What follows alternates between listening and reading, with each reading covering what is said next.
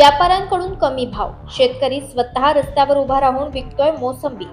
शेतमालाला योग्य भाव न मिळाल्यानं शेतकरी अडचणीत आहे।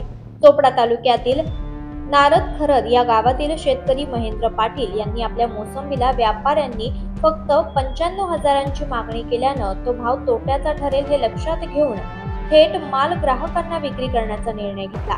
500 झाडांवरील मोसंबी स्वतः पॅक करून पाटील हे चोपडा शहरात रस्त्यावर उभे राहून 2.5 किलो मोसंबी 100 रुपयांत विकत आहेत। उत्तम क्वालिटी आणि कमी दरामुळे ग्राहकांकडून चांगलाच प्रतिसाद मिळतोय। व्यापाऱ्यांना कमी भावात देण्यापेक्षा स्वतः विक्री केली तर चांगला दर मिळतो आणि ग्राहकांनाही स्वस्तात फळ मिळतं, अशी प्रतिक्रिया मोसंबी उत्पादक शेतकरी महेंद्र पाटील यांनी दिली आहे। दादा, आपण मोसंबी विकतायत, स्वतः आपण शेतकरी आहेत आणि गाडी भरून आणलेली आणि विकतात, काय याचा मागचं कारण? सर, माझं नाव महेंद्र भागवत पाटील, मी नारदखरदचा राहणार आहे, चोपडा तालुक्यामधल्या।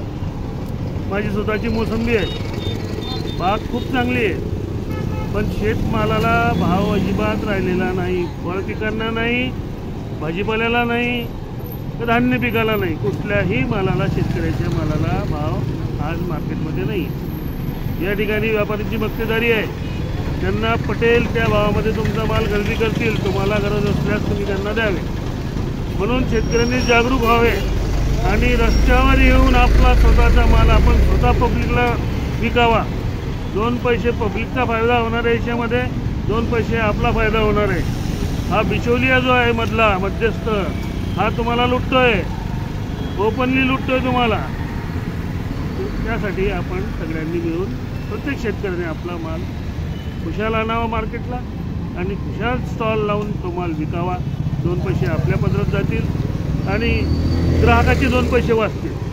आपला जे बाग आहे, मोसंबी बाग, या मागणीसाठी व्यापारी आला असेल तर कितीला मागणी केली होती? व्यापाऱ्याने जेव्हा बाग मागितला, माझी 500 झाडं आहेत, 500 झाडांवर कमीत कमी 10 टन माल, 10 टनच्या वर माल मागताना व्यापाऱ्याने 95,000मध्ये 10 टन माल मागितला माझा, म्हणजे 9.5 रुपये किलोने मला तिथे पैसे मिळणार होते। आणि हे व्यापारी जेव्हा दुकानावर विकतात तेव्हा त्या मालाची किंमत 60 ते 70 रुपये किलो, म्हणजे 60,000 रुपये टन, म्हणजे 6 लाखाचा तो माल आहे आणि मागताय 95,000मध्ये। मग मी त्यांना का द्यावा? मी इथे 40 रुपये किलो विकतोय, पब्लिकला खाऊ देतोय, पब्लिकचा फायदा आहे याच्यामध्ये।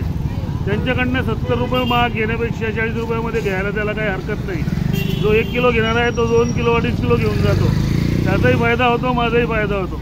आणि खर्च किती लागलाय तुमचा? प्रति झाड आपल्याला 500 ते 600 रुपये खर्च येतो प्रति झाड।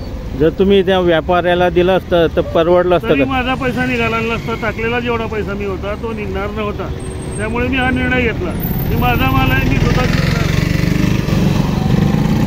तर रोजचे किती विक्री होते आपले? काल 2.25 क्विंटल विकली सर। धनवाडी चौकामध्ये 2.25 क्विंटल माल विकले गेलेला आहे आणि आता 1.5 क्विंटल माल गाडीत भरून आणलेला आहे, तो संध्याकाळपर्यंत संपून जाईल, आरामशीर संपून। म्हणजे कितीला विकतायत तुम्ही? हा एक 2.5 किलोचा पॅक आहे बघा, हा 2.5 किलोचा पॅक फक्त 100 रुपयामध्ये आपण देतो। हा माल मार्केटला 70 रुपये किलो आहे, 2.5 किलोचे किती झाले?